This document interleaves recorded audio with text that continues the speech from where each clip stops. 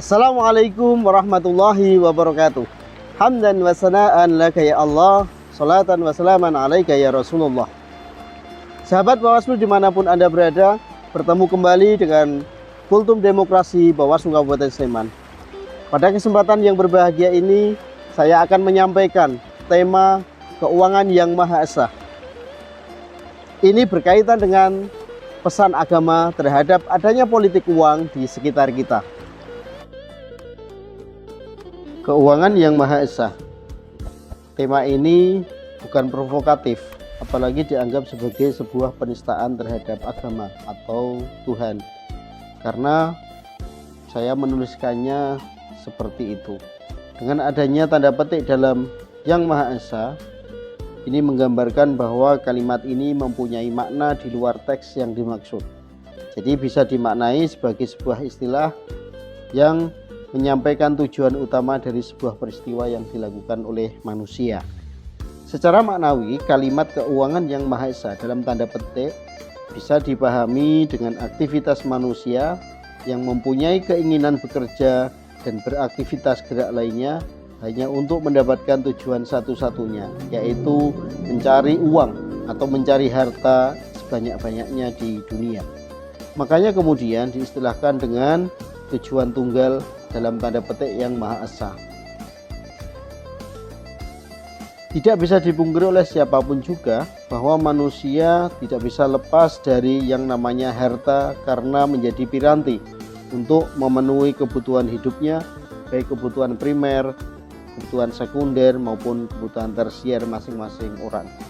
Harta begitu pentingnya sehingga semua orang mencarinya dengan cara bekerja, berkarya, dan lainnya yang sampai tak menghiraukan fisik, waktu, kesehatan, dan cara memperolehnya, baik dengan cara yang halal maupun dengan cara yang haram.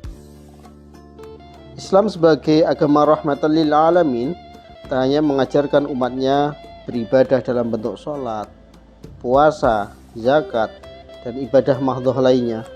Terbukti Islam memerintahkan umatnya untuk beribadah dalam bentuk yang lain, yakni senantiasa kita diperbolehkan untuk mencari kekayaan yang halal.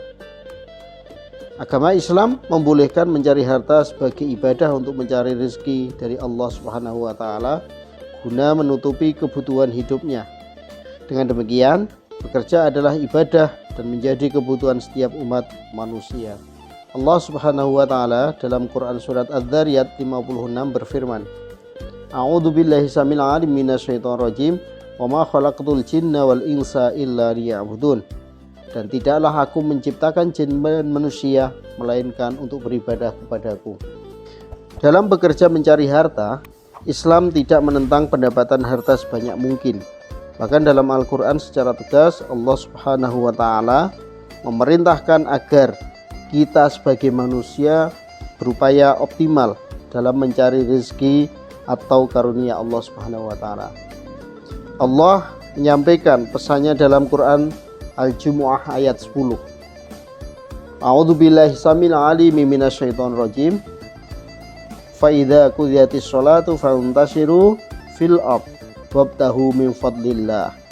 Maka apabila sholat sudah ditunaikan, bertebaranlah di muka bumi dan carilah dari karunia Allah Subhanahu wa taala. Sahabat yang dimuliakan oleh Allah Subhanahu wa taala. Selanjutnya, dengan adanya perintah mencari harta dari Allah Subhanahu wa taala untuk manusia, praktis ada ketentuan Allah yang harus diikuti oleh manusia agar harta yang diperoleh oleh kita adalah halal, thayyib, berkah, dan membawa kemanfaatan dunia dan akhirat. Sebaliknya, kita harus menghindari jalan mencari harta yang menghalalkan segala cara atau harta yang haram, mendolimi orang lain sampai dengan nilai syubhat pun harus dijauhi. Salah satu hal yang paling penting dalam kita mencari harta adalah jangan sampai mencari harta yang tidak halal, karena akan menyebabkan Allah Subhanahu wa taala murka dan akan mengeksekusi kita ke dalam neraka jahanam. Sebagaimana Rasulullah Muhammad SAW bersabda, barang siapa mendapatkan harta dengan cara yang berdosa, lalu dengannya ia menyambung silaturahmi, atau bersedekah dengannya atau menginfakkan di jalan Allah, ia lakukan itu semuanya, maka ia akan dilemparkan dengan sebab itu ke neraka jahanam. Hadis riwayat Abu Daud. Sahabat yang dimuliakan oleh Allah Subhanahu wa taala, sebagai seorang pejabat publik atau pemimpin, misalnya kita harus benar-benar menjaga diri, toifah dalam kepemimpinan kita, jangan sampai terjerumus dalam ikhtiar bekerja atau mencari harta dengan jalan yang batil dan tidak diridhoi oleh Allah Subhanahu wa taala. Hal ini harus diniati sejak awal, menjaga saat beraktivitas dan memohon seraya berdoa dijauhkan dari perkara yang haram dan masuk dalam tubuh kita. Pada saat pemilu ataupun pilkada misalnya, di mana menjadi ruang masyarakat untuk berkontribusi, mengabdikan diri menjadi seorang pemimpin, baik pemimpin lokal maupun pemimpin nasional, baik itu bupati, gubernur, presiden, dan lainnya, maka seharusnya lah berikhtiar dengan cara yang halal agar mendapatkan ridho dari Allah Subhanahu wa taala. Lantas bagaimana caranya? Yaitu dengan mendaftarkan diri, diniatkan ibadah kepada Allah Subhanahu wa taala, berproses dengan taat pada prosedur dan aturan hukum, serta tidak menggunakan kesempatan membagi uang haram atau politik uang, dan akhirnya kita tidak melakukan korupsi uang rakyat yang kemudian merugikan seluruh masyarakat dan umat. Wallahu a'lam bishawab. Sahabat sekalian, alhamdulillahirabbil alamin, pada kesempatan yang berbahagia ini saya sudah menyampaikan tema tentang pesan-pesan agama terhadap adanya politik uang di sekitar kita.